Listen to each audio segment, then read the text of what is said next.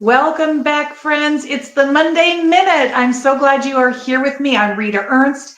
I am the author of Show Up Positive, contributing author to Culture Impact Strategies to Create World-Changing Workplaces. And this week, we are once again looking at our culture repair sparks. Now, I can't believe it. We are down to the final, can you believe it? Final 6 of the year. So exciting for us. And today we're going to talk about the word reflective. So the theme for today is mirror, mirror on the wall. Who's the fairest of them all? And I tried to make my pretty fair maiden lots from Disney. Who's the fairest of them all? You know, we spend a lot of our time and energy in reflection, but are we reflecting on the right things, right? So the stepmother is looking at the mirror, asking the mirror, who's the fairest in the kingdom, because she wants it to be her. And she's feeling so jealous of Snow White because Snow White is named the fairest maiden. And this comparison, we talk about this all the time, comparison is a horrible trap because it is going to keep you in a place where you don't get to find your energy from the trueness of who you are and what you have to bring. You're always looking outside of yourself. You're always looking to that mirror saying, mirror, mirror, tell me, right?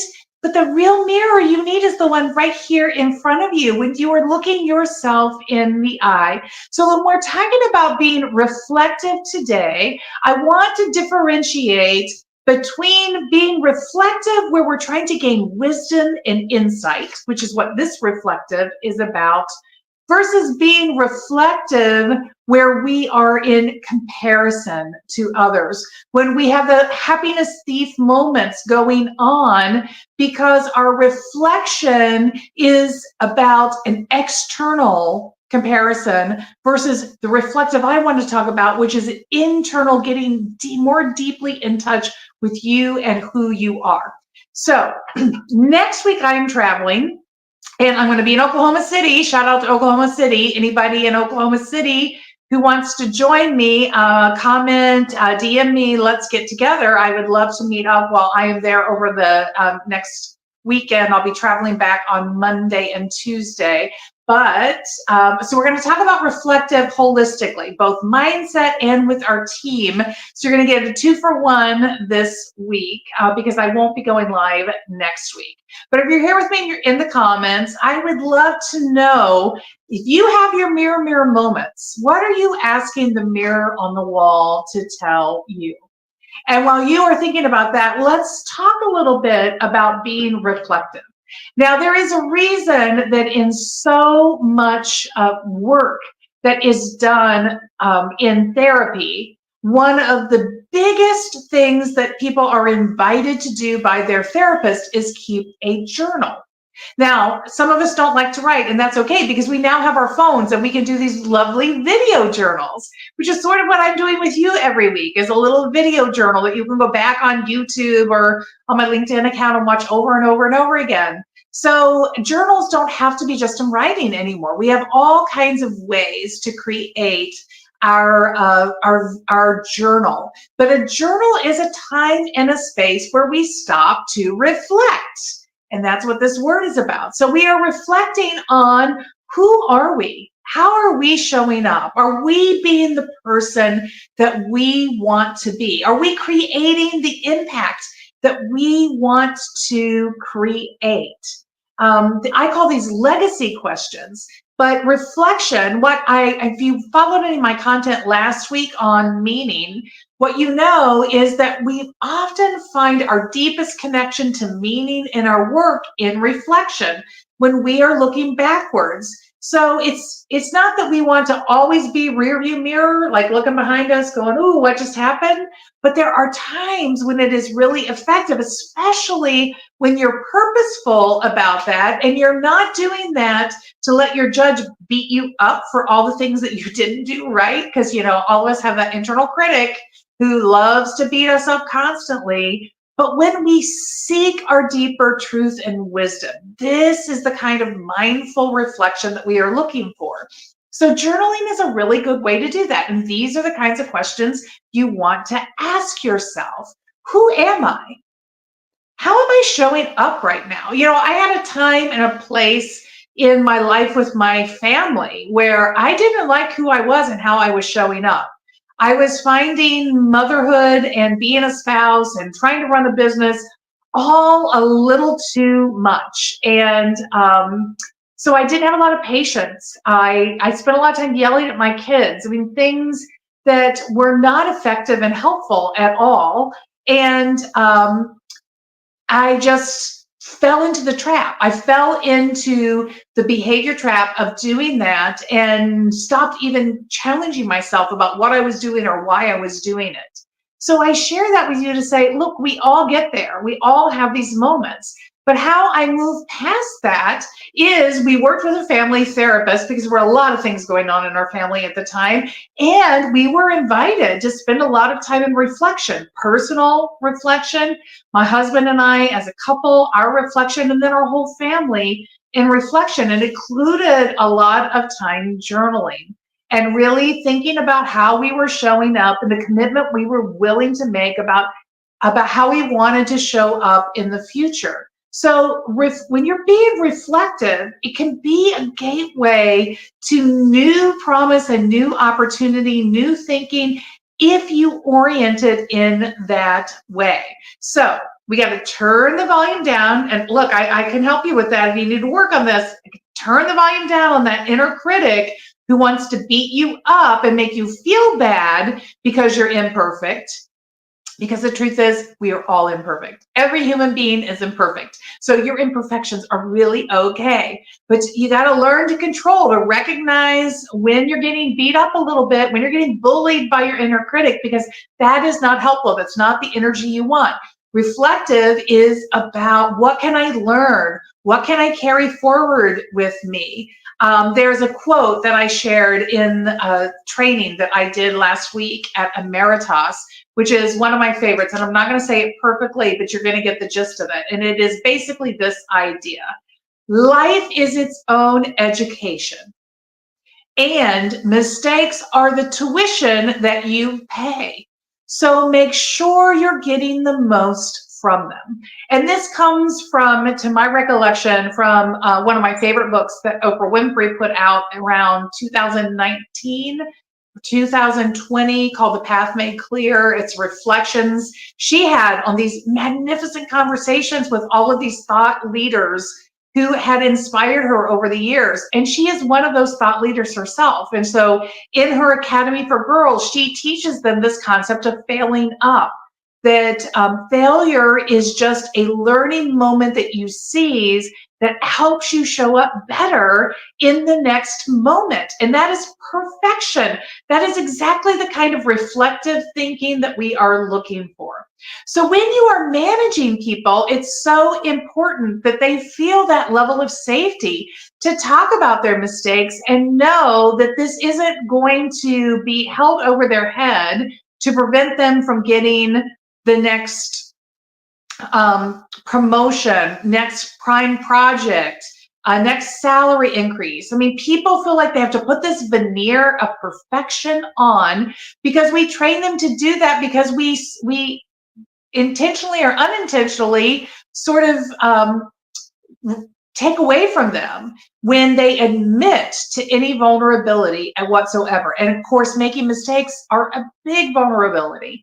I mean, the same thing happened to us as kids, right? When you were a kid, if you were like me and something got broken while mom and dad were out of the house and they came home and they're like, who broke this? It's like, I don't know how that happened, right? I know exactly how it happened. I might be responsible or contributed to that, but I'm not going to admit it, right? Because I know I'm going to get in trouble. I'm going to suffer consequences that I don't want to. So I'm going to lie and deflect my way through that. So we learn this behavior at a very, very young age. So it's not surprising that people bring that into the workplace with them, but you can show up as a leader that helps them overcome that helps them understand that it's okay. There is space for learning to happen. And again, Timothy R. Clark on LinkedIn, Leader Factor. He's one of my favorite people on talking about and educating on psychological safety. So really encourage you to go check out his work. So we're going to be reflective. I'm going to give you a few questions if you don't have the book, just so you have them. Here are some practices, first of all, that you can incorporate.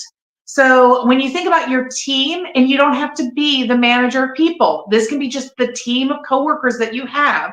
Set aside time to talk about what's working and what's not working. Gather together. Don't wait for the leader above you. You have your own agency. You guys can choose to get together, even if it's a subset of you, so that you can identify those places where you want to fail up and improve things. Invite other team members to talk about their thoughts and feelings and behaviors openly. So you know what? You have some team norms, some ways, agreed upon ways that you're going to behave together. And when people start to fall off the wagon with those, when they sort of get derailed, it's important that people kind of speak up and say, you know, I don't feel like we're fulfilling that commitment we made to one another. Not in a way to accuse and put people on the spot, but as an invitation to say, hey, can we just acknowledge this and then recommit ourselves? Let's be honest about what's happening here. Pay attention to your own physical sensations. When you are experiencing anxiety, depression, frustration, resentment, any kind of negative energy inside of your body, you are in a place where you need to step back and reflect and say, what is that negative energy about? Because if you don't, it will just tsunami you. It will take over and it will remap the landscape for you, and you'll become one of those negative people that nobody likes to be around. Negativity is so infectious. So when you notice it, you got to get curious about it. Don't try to steer away from it in fear. Lean into it to understand it. Get curious about it. So then you know what you need to do for yourself so that you can release all of that anxiety, all of that tension, all of that frustration. And finally, ask open-ended questions. Continue to be curious. Ask lots of open-ended questions of yourself and of others around you. You know, if you see a team member who's kind of off, that's going negative, just say, hey, what's going on? You don't seem like yourself. I want to support you as a teammate. Is there something I can do for you? Just get curious and ask the question. Again, not in a judgmental way, but in a supportive way. This is what reflection allows us to do. It allows us to step away from that negative emotional moment, the reaction that we might be having, so that we can center ourselves, get back into our bodies, activate our prefrontal cortex, where our best thinking is going to happen, and then move forward from there. So here are some questions worth contemplating. Am I committed 100%? You know, a lot of times we feel in our body this tension, this anxiety, and we're not sure what it's about. And if you ask yourself this question, to what am I no longer committed 100%? You're probably going to find the source of that tension and anxiety. Your body knows sometimes before you're willing to acknowledge it intellectually, but you might be stepping back. You might be physically withdrawing a little bit. You might be emotionally withdrawing. That is not having 100% commitment. And again, it's not so you can jump on it and fix it immediately. We want to get curious and understand it so that you are not just treating the surface things that are showing up, but you are really getting to the core of the issue and solving it for real.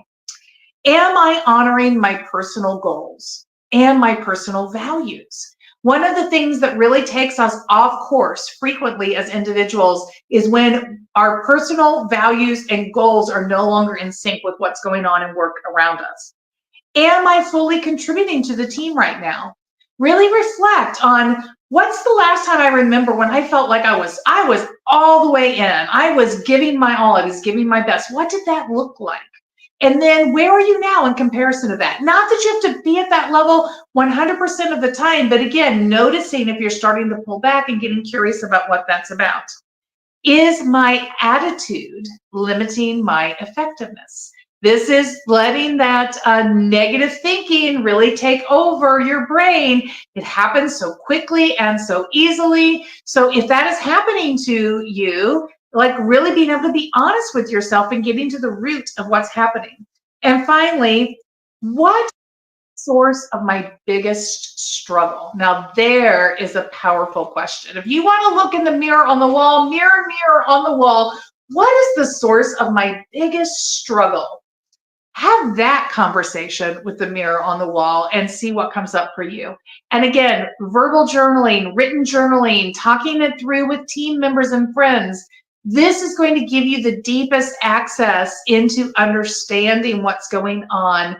But you cannot let your inner critic take over. You really have to have good, strong dial control on that inner critic. And if you need help with that, let's talk, because the program that I'm offering, the prices are going to have to go up next year because the materials are going up in price. And so I can hook you up now before the end of the year. And you know what? You'll be even better going into the holidays with your family, because the work that you are doing on yourself works for all areas of your life, not just the workplace.